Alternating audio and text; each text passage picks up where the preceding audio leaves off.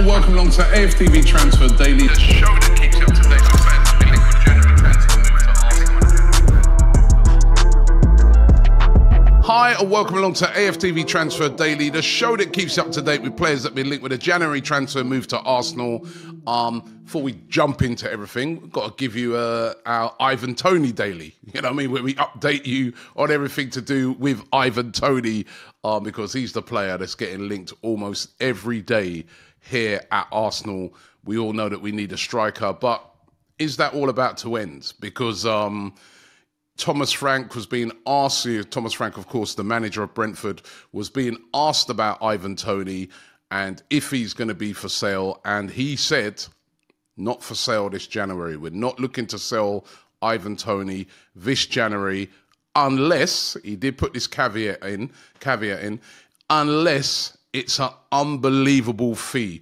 Now, that unbelievable fee is said to be around about £100 million. Ivan Toney's a great player.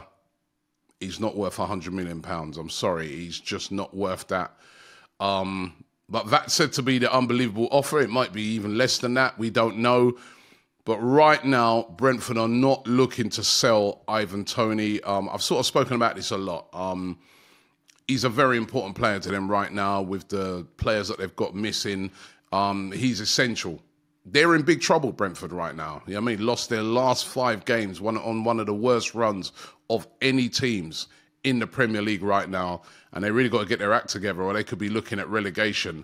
And the thought of relegation for a club is devastating. So they want to keep their best player, especially a player that can score goals in the team. So not looking like Ivan Toney's going to move. Could this be a big mistake by Brentford? And you've also got to remember that, you know, come the end of the season, Ivan Toney's only got 1 year left on his contract.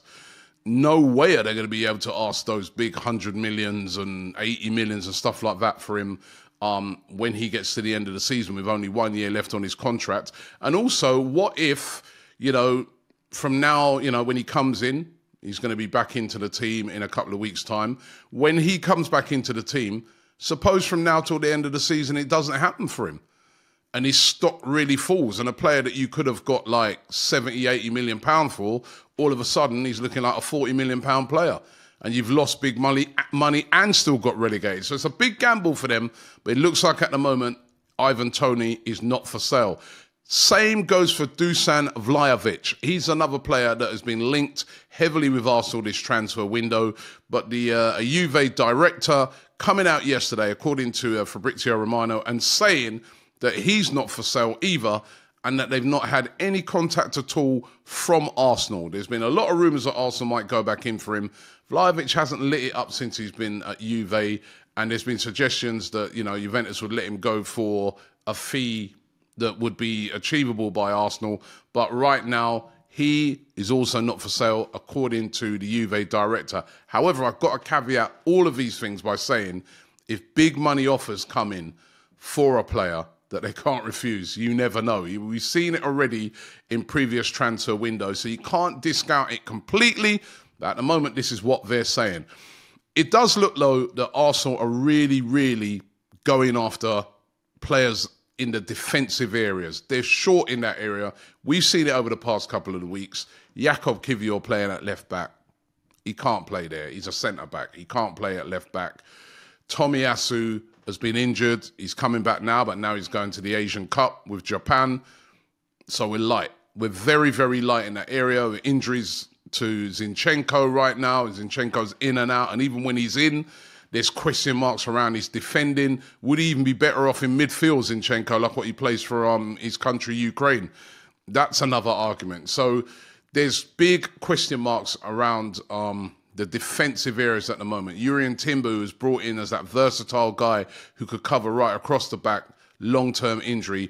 Arsenal very short in that area. Arsenal desperate to find a solution to that this January transfer window. And one of those players, a player that we've spoken about a couple of days ago, Jorrel Hato of Ajax. Now, according to the journalist Rudy Galletti, he's claiming that Arsenal have got very, very strong interest in Hato. It's not just rumours. They've got a very strong interest in him.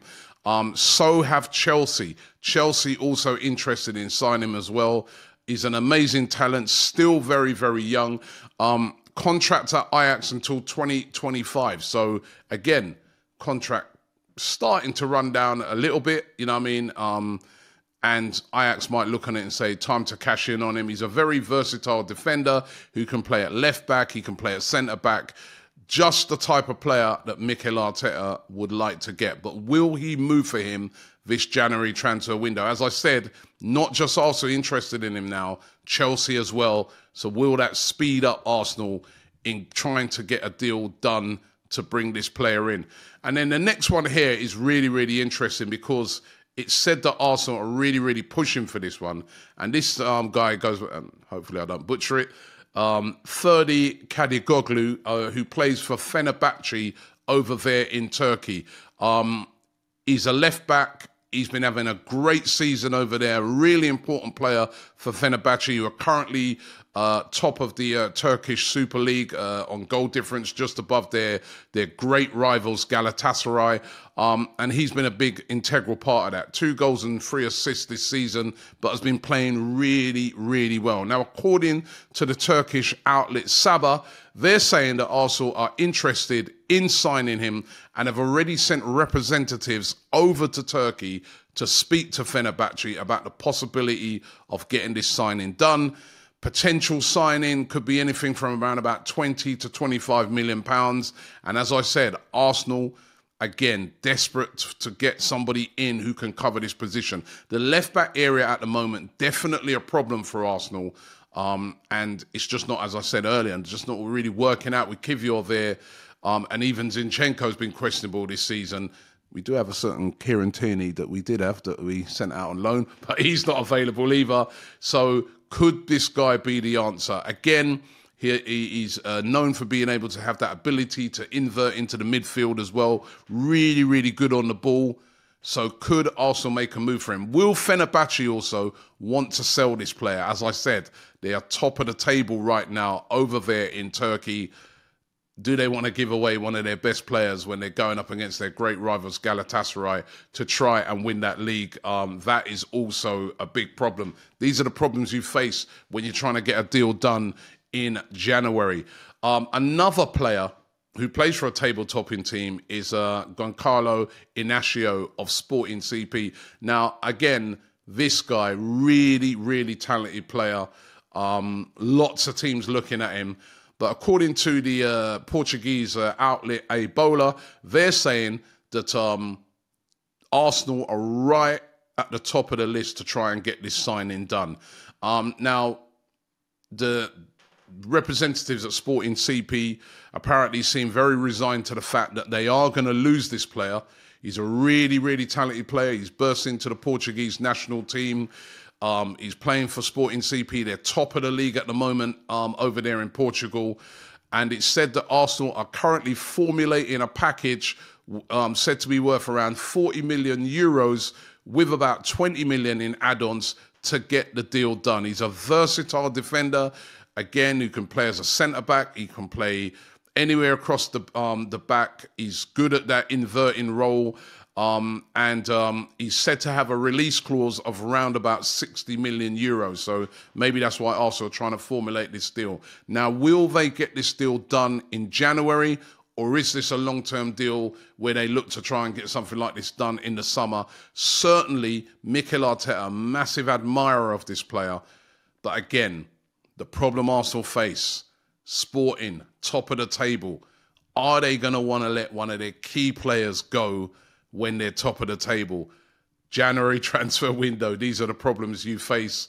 And these are some of the problems that Arsenal are going to have to try and see if they can overcome if they can get the player in. I think this area at the back in defence is a big issue for Arsenal that they really, I mean, so we know up top's a big problem, but finding someone up top who's, you know, you're going to, because anybody up top in the forward line, you're going to spend a big amount of money on.